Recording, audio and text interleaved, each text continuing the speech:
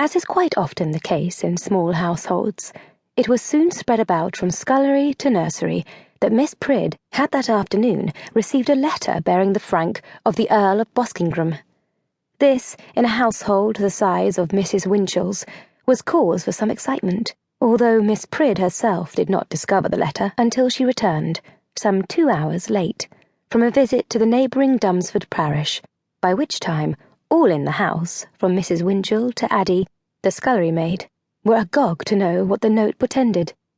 On entering the house, Miss Pridd was apprised no less than 3 times of the letter and its noble origin, and was directed to the drawing-room where her aunt was keeping the note for her.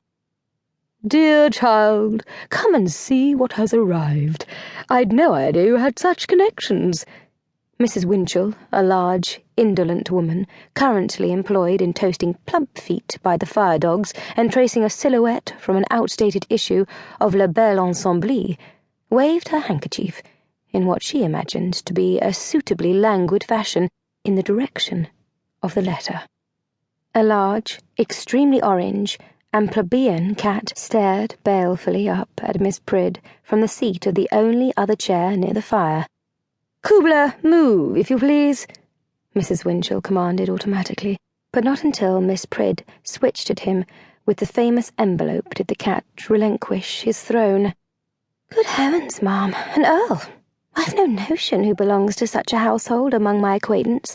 No," she continued positively, after a moment's reflection while wrestling with her bonnet. "No, Alison Cartmel married the second son of a duke, and Maria Irvine married a baronet, and poor Claire Seabank has been engaged these last 10 years, and more as a governess in Lady Amblemere's house. But no one that I know could procure a franc from an earl. I suppose I had best open it and find out."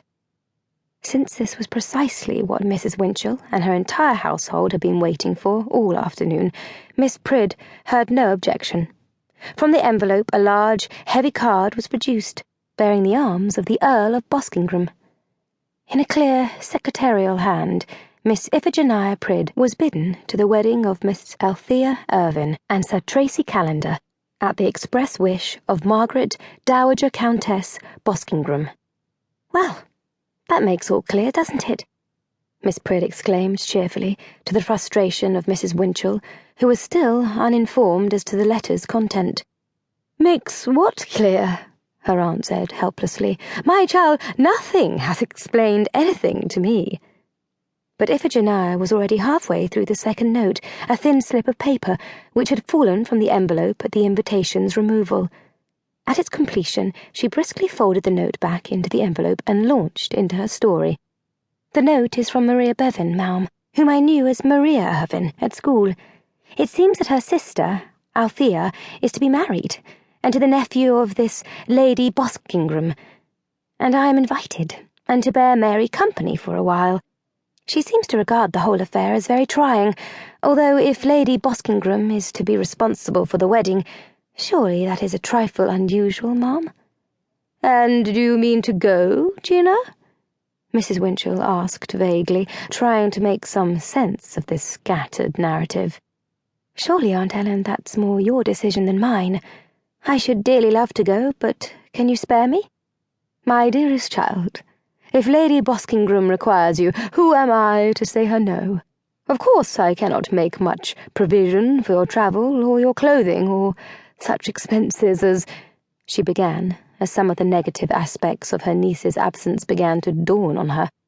"Oh, no, ma'am," Miss Pridd interrupted before her aunt could begin what would doubtless be a very long and detailed list. "Only see, Mary says that a chaise can be sent for me, and my gown as an attendant upon the wedding party will be the gift of the bride, as well it might be, for if it is to be something grand out of reckoning, what use would it be for me, and what use would I have for it ever?" "Quite right," began her aunt, And I do have my own money, although I grant 'tis not much, but it should see me through a short visit, even if it is to London.